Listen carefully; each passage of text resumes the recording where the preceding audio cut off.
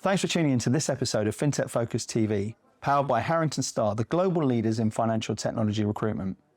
Head over to the Harrington Starr website where you'll be able to find all the latest jobs in financial technology across the globe. You'll also be able to download the latest issue of the Financial Technologist magazine, including the Top 1% Workplace Awards. Finally, if you're looking to grow your team, please get in touch. Enjoy the show.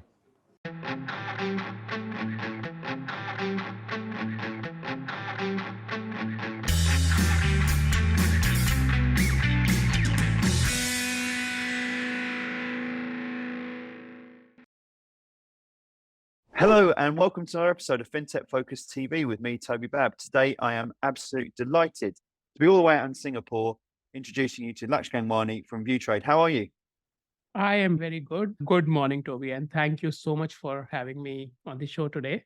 Oh, listen, it's an absolute pleasure. And we've had a little preamble beforehand. I'm excited about this episode.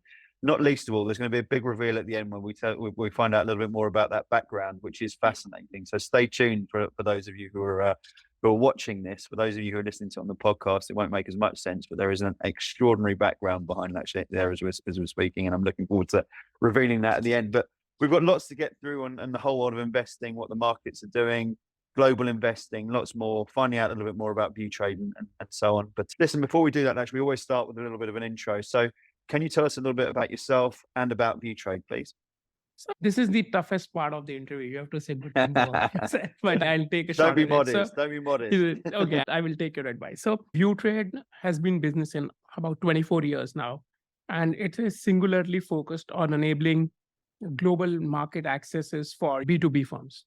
So if we are in Singapore, where we are sitting and where we enjoy a very large market share, what we do is we help local financial institutions, fintechs, banks, etc., access stock exchanges such as LSE, NYSE, etc. So US, Canada, UK, etc. And we can do a very large number of these. And so that is what, and we are similarly focused on enabling solutions, access, etc.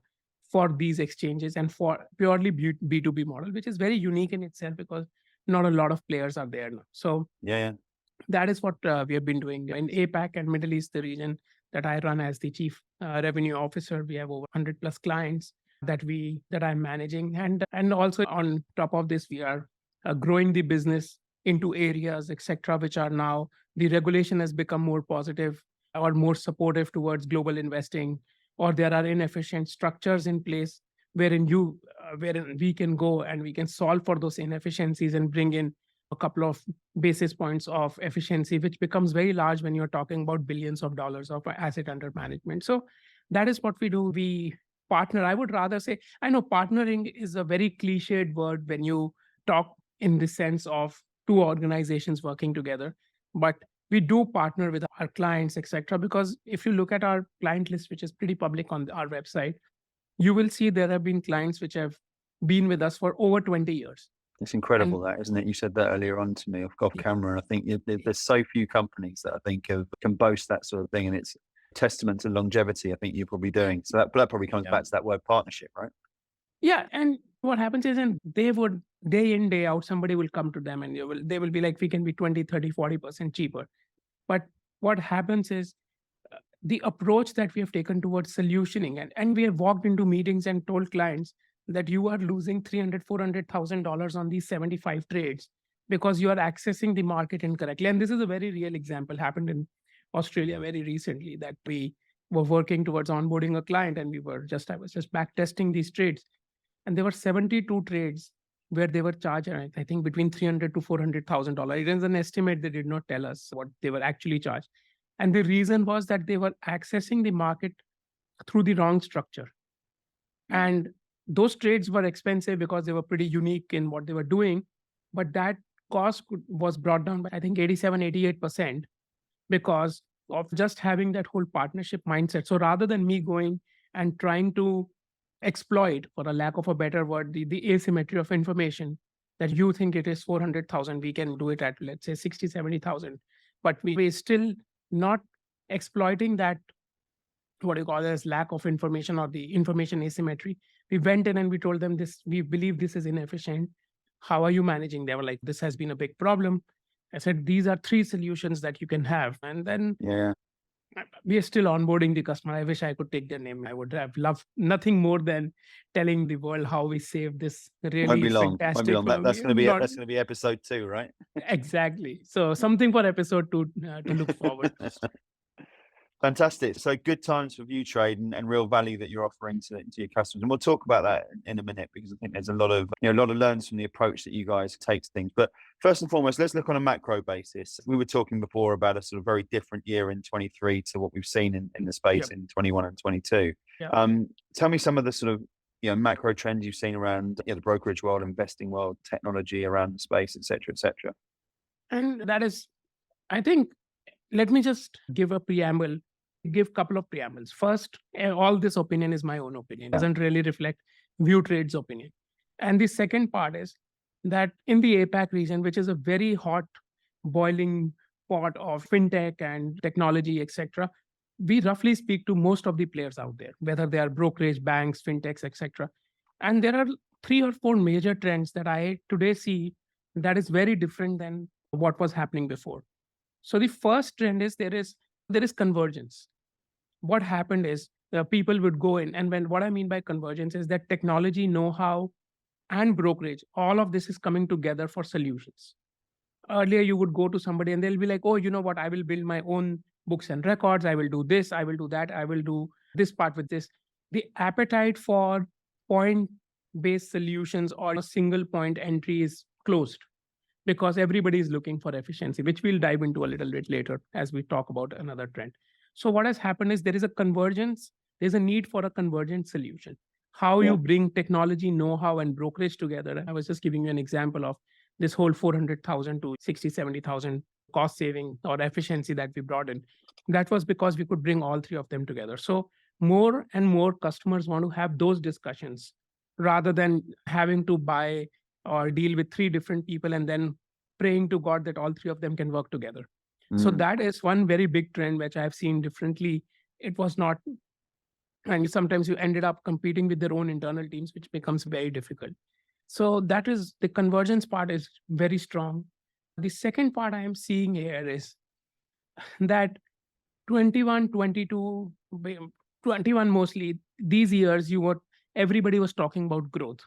Yeah. Some of it was with good business models and some of it were a little bit more questionable. And I think everybody has seen their fair examples of this. What has happened now is that there is a push towards more realistic and reasonable business models. And it is not an easy push. I'll give you an example. And it is not an easy push, but there is a push towards more reasonable business models and more. And that is also changing the approach, which let me talk in the next point. But and I'll give you an example of what is happening. So if Spotify, a listed firm, they have enough cash, etc. and stuff. So Spotify was very generous with their free offering in India. And I just saw this a few days ago.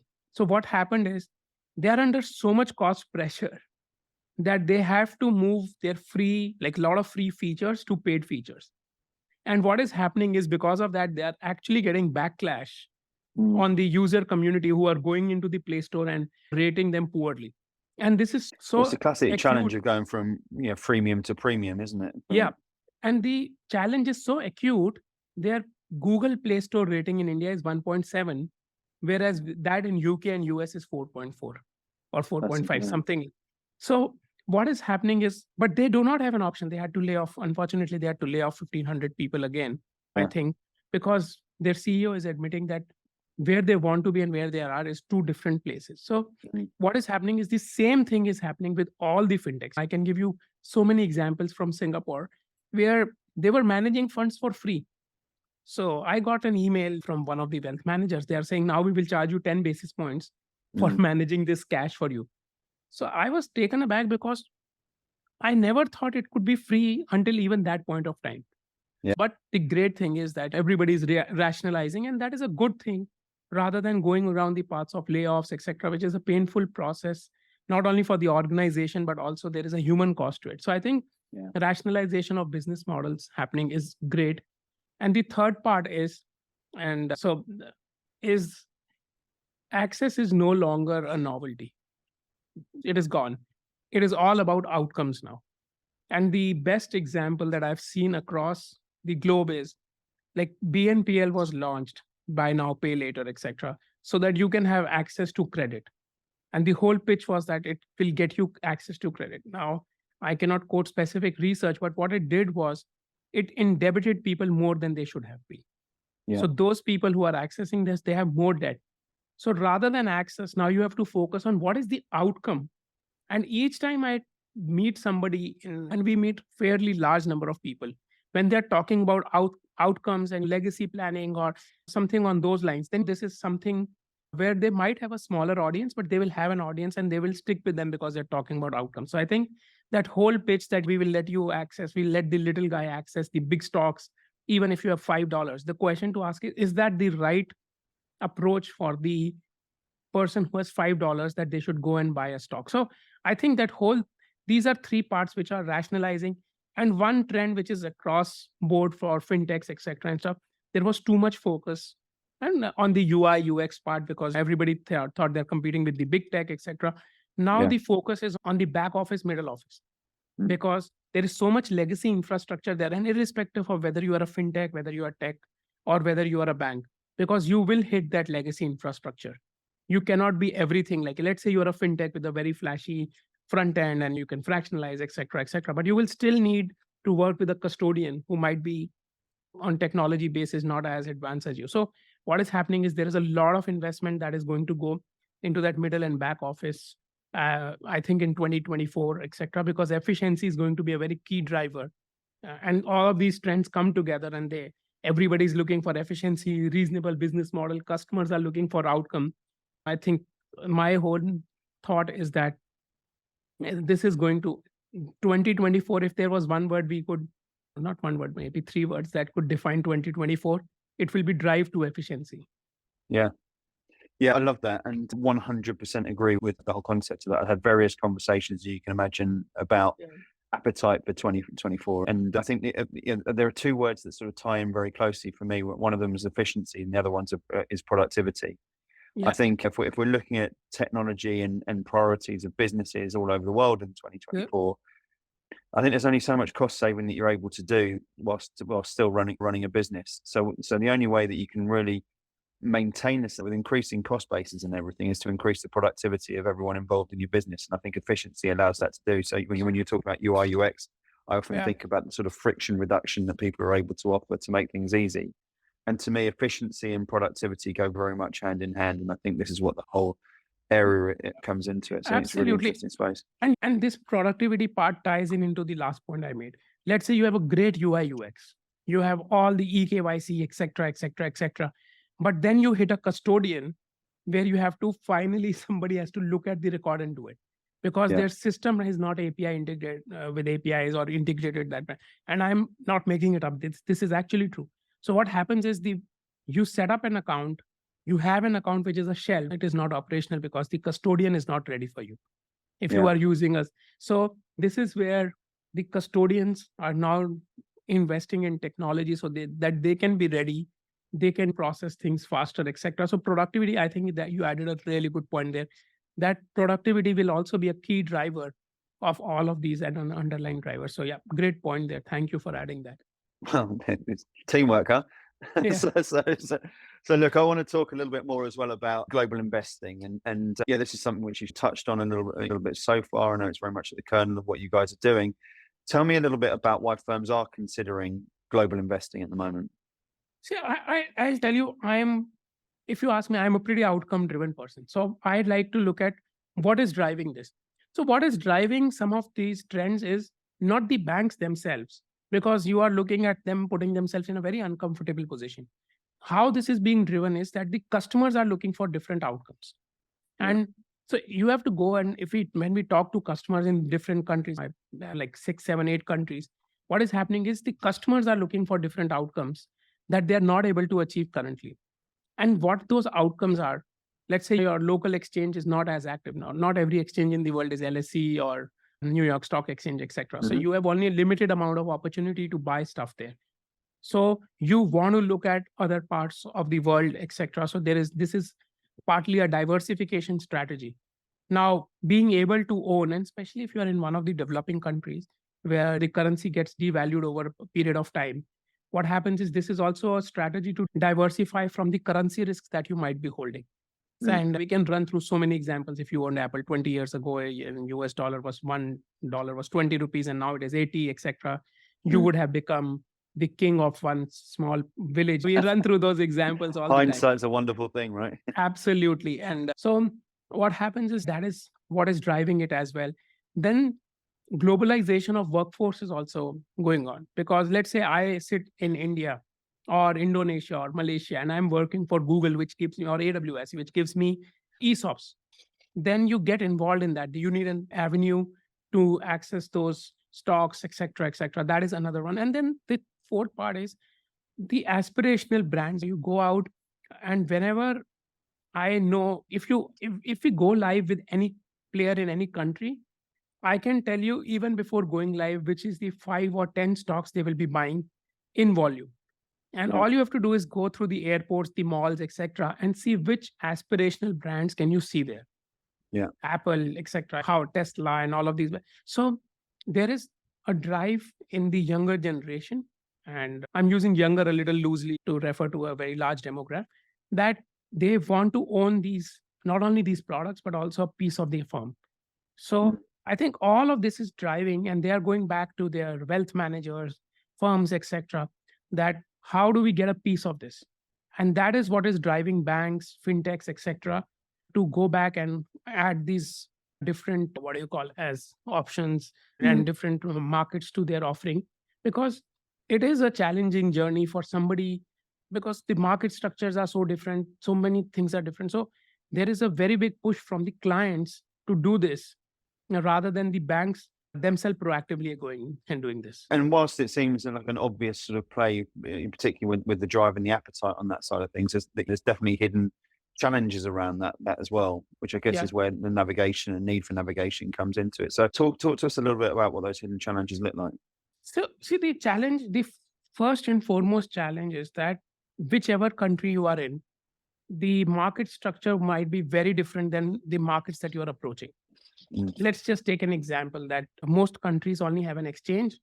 You work through a broker, it goes through and hits the exchange and it gets fulfilled, etc. Now you look at US, there are exchanges, there are execution venues, there is dark pools, there is introducing broker, carrying broker, there is custodian, and then there is sub-custodian. Then there is a very complex structure, and it is needed because of the volumes of the market. So the first step is that, do you understand the structure you are getting into? Because a lot of times somebody will come to you and make an API call, I want to buy $100 of Apple, we will make it happen.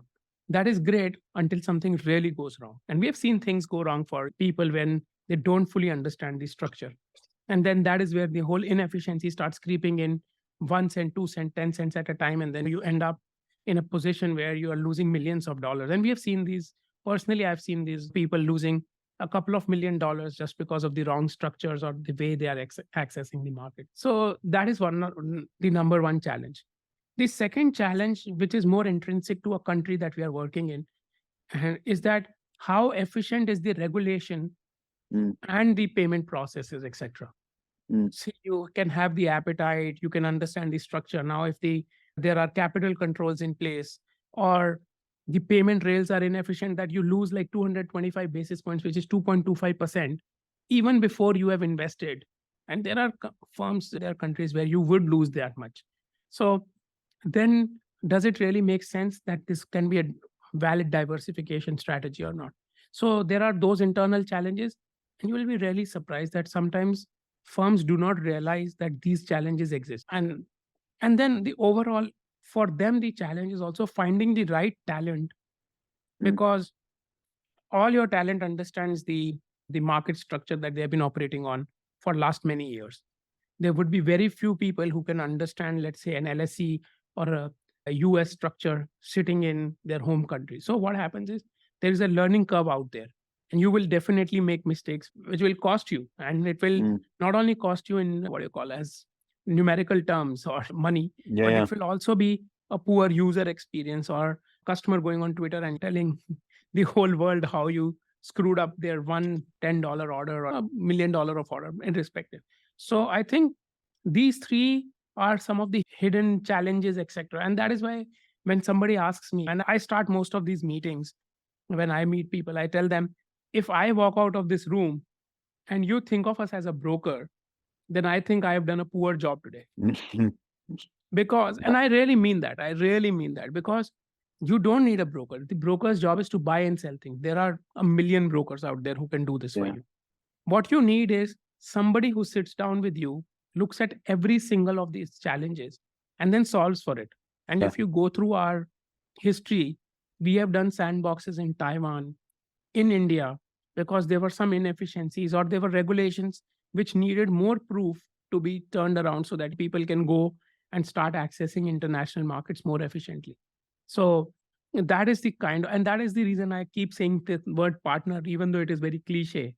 Yeah, But I disagree on the cliche bit. I think it's incredibly important. I've been speaking a lot on this show recently about how that sort of partnerships role, full stop, to take the ability to partner with customers. And I know where you're coming from, obviously, with all of that, but I do think it's an incredibly important part of it. You don't just want to have transactional relationships; you want to have transformational relationships, which come through that, and that's where genuine partnership comes from. But I think you're also seeing an industry at the moment where the role of partnerships becomes incredibly and increasingly important, as you see interoperability and everything else like that around the market as a whole. So I'm absolutely on your page with that as well. And I love the fact of how you're approaching it. You can see why it's been successful over a longevity for you in the business at the same time.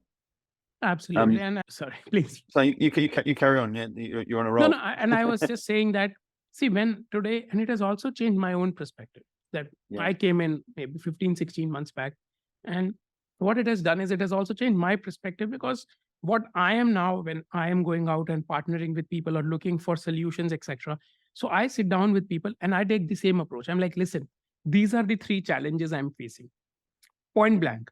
There is no need for you to discover or ask me the sales-led approach, etc. and stuff. I'll tell you, I'm facing these.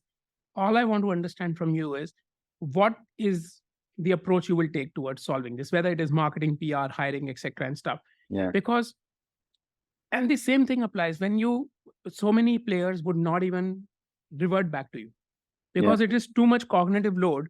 All they're looking to do is, here is our 10% charge on hiring for execs. Here is this, here is that, etc.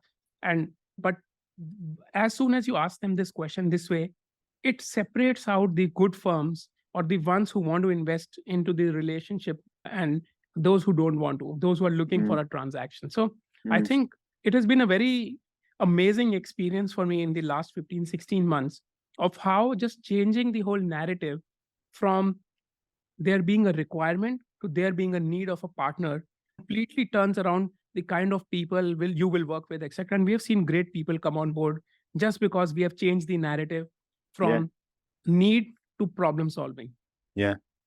And that sort of ties in with how you help companies evaluate the right offerings for them as well, which I know is something which is really important to you to work through that with the companies. You alluded it to already, but asking the customers what problems they're trying to solve is fundamental to what and how you're working, right? Yeah, no, and see, I'll take a step back. Essentially, whether, and I've been doing wealth management, etc., on the proposition side for a while. Essentially, whether you do wealth management, asset management, any kind of DIY platform, etc., whatever you call it, the underlying goal is that your customer wants to be in a state where they are not today, and it is basically having more, leaving more legacy, being more comfortable as they retire, etc. So the first question I go in, and I have this beautiful diagram. I wish I had put this up. Is I ask them, what are we optimizing for? The basic optimization is for access. You want to have access, etc., which has been a big pitch from 2020 to 2022, wherein can I enable access for you for these foreign markets, etc. That is a basic pitch. I think that world is gone. Then what happens is, when I have access, how am I going to evaluate whether Apple is a good stock, or whether Tesla is a good stock, or whether GameStop is a good stock, or etc. What is a good stock offering for me? How am I going to evaluate that? How am I even going to get down there? Then how am I going to take a decision? Then the next part is, how am I going to take a decision on when to buy, how to buy, whether this is the right time to buy, whether this is not the right time to buy. And then obviously when you go in, you access through the platform, it should be straightforward, simple enough for you to be able to execute whatever you have done through these 3 steps. And then the whole portfolio monitoring and part. Now, when people say brokerage, that brokerage is this just execution part in the 5-part journey. You have to solve all of these challenges for you to become a successful part of your client's investing journey.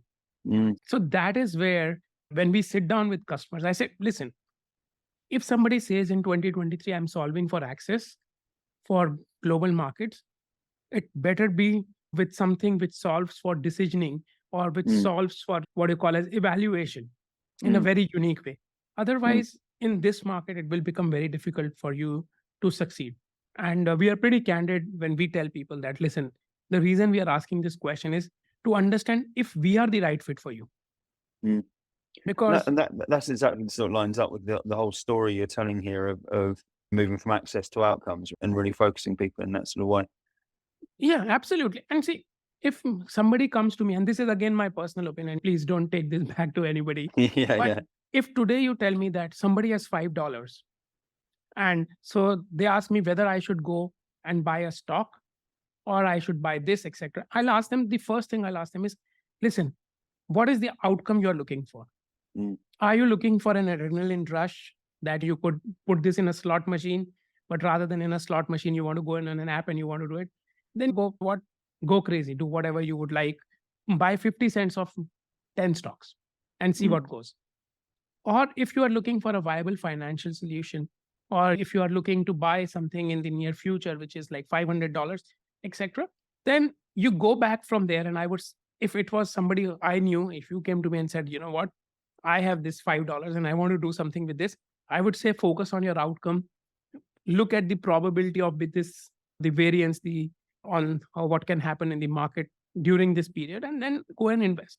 So appropriately, investing can also be keeping it in a savings account, which pays 3-4% these days. So that whole challenge is that you have to find out what is the best outcome for this customer and what are they trying to achieve. So I feel very strongly about it. I think I must have used the word outcome already 100 times. Well, I think it's a fundamental part of it, right? And look, as Chief Revenue Officer, sales is your DNA, right? And if you look at the sort of core basis of any sort of great proper sale, any solution sale, you're looking at the outcome for your customer and trying to get a win scenario for them. And that to me is the fundamental bedrock of all of this, is looking to make people successful from working with you. And when all of this aligns, like when I'll give you an example. Supposedly there is somebody who wants a wealth management solution because they have $500,000 and they want to create their own, they want to do legacy planning. They want to keep some money for them. $500,000, maybe a little bit of less of a money, let's say 5 million. They come to a wealth manager who is working via us for global access. If all 3 of these things are aligned, business models, how we are approaching this solution, etc., then what happens is the outcomes for everybody is great. Because the wealth management, the end customer who's looking for it is not being asked to trade too often. Because they're not being asked to trade too often, they stick with their customer. And because even though it will sound contrary that they're not being asked to trade too often, and then that means that we will make less money, but we have a longevity of relationship on both ends. So what that means is over a longer period of time, you will end up being a much more viable partner for all 3 of them together. So that is when it works very beautifully. So this is a very important part of the discussion, at least when I am going in.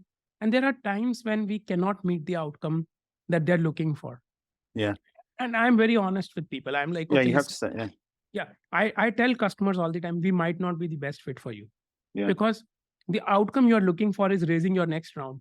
I cannot go after vanity metrics right now. We are a debt-free, investor-free, boot-funded firm.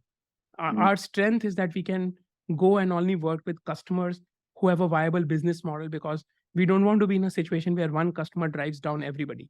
Yeah. So I love that sort of concept. And I think this is so important that there is a sort of artificial air to 21, 22 with a lot of businesses there who I think were inflated and going through growth because of unsustainable models in terms of what they're looking at. And I've always felt, as I guess a founder of a business myself that's been bootstrapped and et cetera, I've always felt that is proper business. I've never really fully computed the other way of it. So it resonates a lot with what you're saying. I want to just touch on, sorry, carry on. Yeah, no, and absolutely. See, I want to compliment you because what happens is, and the VC industry is very big to blame for it. If everybody gets pissed off because of this, what I'm going to say, that's okay too. In 2020 and 21, the whole industry looked at this is the ultimate year of everything going digital. Yeah. From your grocery, this, that stuff. So everybody went to their founders and said, grow at all costs because this is going to last and we are going to exit. People were looking for great exits, etc. So the unit economics went out of the door. And just like you, I was previously an entrepreneur and unit economics was very important to me. And a rational business is important to me. So because of this whole push from VCs, you saw that all these startups, there is free food, there is free drinks. There were firms, and I'm not kidding you, I've been a beneficiary of this too. I used to get paid $25 a day to eat lunch, apart from getting paid, a great salary. And I respect the firm. But you realize where I'm going with this, right? Yeah. So what has happened is that the definition of great workplaces, etc., have changed so much. However, now when we are coming back to this point, is that people are saying, you know what, you are a bootstrap business. That means you are stable. That means you're still investing in growth when everybody, even bigger competitors, are rolling back. So I really want to, if anybody is hearing this podcast, and I really hope some people do, one thing that the world needs to change is how they respect bootstrapped firms. Because see, I was not a founder on ViewTrade. It was founded 24 years ago. I will barely make that in my age. So, but I really hope that everybody realizes that a bootstrapped firm is going to last for ages because it is built around solid economics, unit economics, etc. and stuff. So I do feel like the whole media, which is very driven by who has raised how much money, the VCs, and obviously the employees, they take a step back, reset, and take a hard damn look at what really makes a great firm. And then they don't go down and the same path that they have gone when interest rates, etc., are a little lower. And I really hope somebody listens to this and changes the way they are looking at firms now. So I did want to mention that. Sorry, did not. I'm on with that. I'm with you there, and I'm applauding the sentiment completely because I completely agree with it. It's interesting you talk there about the sort of $25 lunches and all that sort of thing in great workplaces. Tomorrow, I'm on a panel over the Excel Centre in London talking about how to build top 1% workplaces. And I was having a pre-prep with the panel yesterday, and we were talking about the move from gimmick stuff, table tennis tables and free lunches, etc., to actually much more sustainable things like talent density, leadership, communication, all of the things that are investment in the individuals. And we've got this sort of 7-step, magnificent 7 plan of how to create something on that. So watch this space, and we'll reveal a little bit more of that in the not too distant future as well. There's lots we've been talking about today, and I was conscious that this is going to be something here which was never going to be a quick conversation. Because it's something which both you and I think are very passionate about. But I want to finish with this sort of idea of the roadmap to success, of building an international team with a local expertise at the same sort of stage, both as a vendor and as a client, in terms of what you're looking at. I know this is something you're pretty passionate about as well. So tell me your thoughts there. See, I think this is the challenging part, as we were discussing, not only for our clients, but also for me. When we enter new geographies, we have looked at everything. Now, if you may or may not find talent there on how this can work for you. Like let's say we have entered Australia, and Australia has great wealth management talent, but that talent might have worked in Asia, etc., or they might have also worked in US on a very abstracted layer or an extra abstracted level. So how do you, and I think this is the next challenge for firms like us when we operate in 30 countries. How do you build local teams, etc. and stuff? So personally, one thing that, as I was telling you, that when we work, when at least I hire in my team, so I do 2 or 3 things which is very different. And I think one of them is going back to firms like yours and saying, guys, listen, this is what we are trying to achieve. This is what the incoming skill set would be. This is what the skill set would be in 90 days. And these are the people that we know there are people who can get you this skill set. Now find me a person who has maybe 60-70% of this skill set, and then we get them from here to here. And that conversation is very important, both internally and externally, because what happens is, as an entity, you go into a new market, Australia, New Zealand, because that is where we are now. heading to now, sorry. So what that means is that you have to have an honest conversation that, guys, listen, these are the 10 things that we can get. These are the 10 things we cannot get. So we need to work with the candidate or the resource, etc., to make sure. And obviously, there is some amount of assumption as you go through the interview process. You will pretty quickly figure out they may know the market structure, but they may not know the payment rail challenges, etc., etc. So just giving you a few. So I think that is the number one part that even before you hire, I think hiring somebody is a privilege. Guys, you go and hire somebody to build something that you want, you are passionate about. That is a privilege. You should take very good care of people you have hired. And I hope the people who have worked with me would agree with this sentiment, that you go in, you do this work, and then bring a person on board who knows in the next 90 days who should he or she call when they need a specific skill set. Somebody who has a brokerage question, call this XYZ person, and then document it, learn it, etc. However, whatever works for you. So that I think is very important when you are building teams like this, where the markets that they're essentially working in are different than where they are located. So that is one. Then I think engagement, when you work with such lean teams like how we do, engagement, etc., becomes a challenge. But we have been very fortunate because all of our business is cross-border. So some exec is always on a plane. So it doesn't take a lot to get the plane turned in a different direction. So, so then, and I make it sound like I want to be flying on your airlines. Yes, exactly. So I wanted to say it doesn't it is not like we're flying on like private jets, etc. But what that meant is if you are in Singapore, it is easier to go to India or Taiwan or these places. So that engagement challenge is a little less for us because of how our business is all about cross-border and global. And lastly, I think it is just about being respectful, being understanding that there is so much cultural context in here, and just approaching this everything from a very respectful standpoint. Because in a firm like us, we could have people working from, let's say, 40, 50 different countries. So there is a lot of what you call as context to how people approach challenges, etc. You might think somebody is being a little too easy, but you know what, that is their own way of managing stress, etc. and stuff. So I think it is a very big learning curve for everyone when you work cross countries with international teams, etc. How do you delay the judgment? How do you not become snap judgmental, etc., so that you don't end up going on a roller coaster of emotions, etc. So it is that is one of my learning curves, that you work with so many different people, so many different backgrounds, etc. And unfortunately, nobody tells you how to be a good team player. There is literally there's no playbook yet, is there? No playbook out there. So you have to figure out your own way with people you don't know, etc. So a common mission helps you with that. Like what our common mission is, let's get in and solve the most costly and complex challenges on global investing for our people. So when you are driven by something like that, it helps. But obviously being kind as a starting point is very important.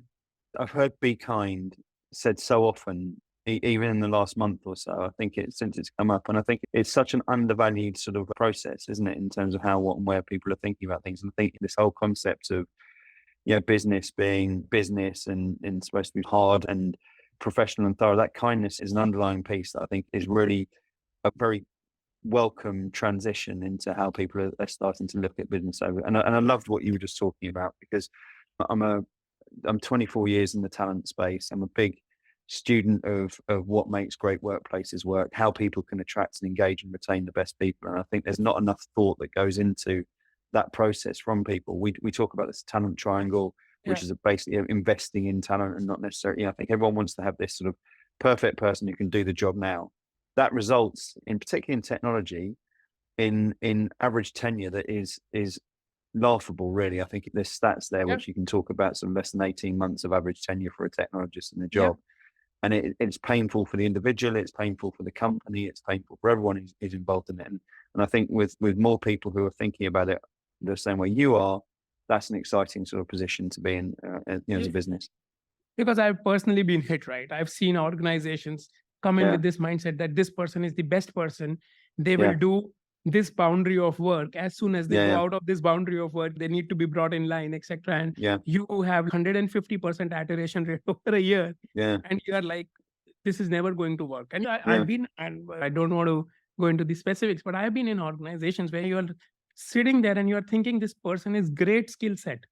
Yeah. They have absolutely fantastic skill set, but that has not been adapted to the product or offering that we have. Yeah. You're Yeah. sitting there and that person is in that uncomfortable position, and you Yeah. are in that uncomfortable position, and you're sitting there and you're thinking, holy shit. And the client is realizing that this person is not being evaluated or trained enough to be in this position. How poorly that sets up the organization. Absolutely agree with you. Mind-boggling. And I have experienced this, and I feel that is where I feel, and I'll tell you, there are one or two outcomes that happen out of it. Either this person will get really frustrated and they will leave, or you will get really frustrated with the performance not coming in. You will ask them to leave, not me being Yeah. in person, whoever is managing them. And the third part, how the overall organization gets hit is your reputation as a hiring firm gets hit as an entity. Your clients don't trust you, Yes. and you are actually not able to deliver anything that you had promised. So I It's a think it's a far bigger link, isn't it, than people It is. anticipate on all of those sort of things. It's not just one Absolutely. individual. And so, if I could suggest, and it might come across as preachy, but I would, on the risk of being preachy, even before you think of hiring somebody, just build these two columns on an Excel sheet. The Yeah. skill they are supposed to have, and the skill they need to have. Need to have. Yeah. And then who in the organization is going to give them that skill if they don't have it. Just do this and show kindness for 30 to 60 days. It will work so beautifully, Toby. I have seen this, and I have seen a working example of it in India. I had somebody when I was in India running my own e-commerce venture. This lady did not speak English when she came in. And 3 weeks later, she was making sure all our deliveries with FedEx are taken care of. She did not understand most of the words that were written in. So I asked her, she's, you know what? This is the number. This is the order number. It is on this box. I don't need to speak English. I don't need to read English. So somebody told her, look for this on the invoice, look for this, stick it here, call them and tell them The importance of the tribe and utilizing everyone's skill sets. And beautiful things happen when you have planned and you have somebody and you as a team approach this. So that would be my one takeaway. If you guys somebody's listening to this, that please plan for this. It is a very big privilege. When you don't do this well, it has tremendous human cost on people. So absolutely plan for this well. And I know we have overshot our time, but this was an amazing. I'm terrible with this sort of thing. So look, of keeping to time, especially when we're having a great conversation. And I've really enjoyed this. It's been wonderful talking to you. It's been wonderful finding out about the business. It's been wonderful hearing your thoughts and all of that sort of thing as well. So long may it overrun as far as I'm concerned. I promised at the start, though, we tell everyone a little bit of a story with regards to that background. And one of my favorite things on Zoom over the last 3-4 years has been picking up stories about people's backgrounds, et cetera, et cetera. And I think this has just moved into number one, because this isn't just a sort of stock image, is it? So that's a little bit about what we're seeing behind you at the moment. Not so well kept secret is that I am an amateur astrophotographer. So this year I finally decided to make that happen rather than just talking about it. So the background is actually the Milky Way galaxy. Let me just get out of the way. So this is the core of the Milky Way that you can see from most places in Earth if there was no light pollution. So this was shot in New Zealand and Tekapo.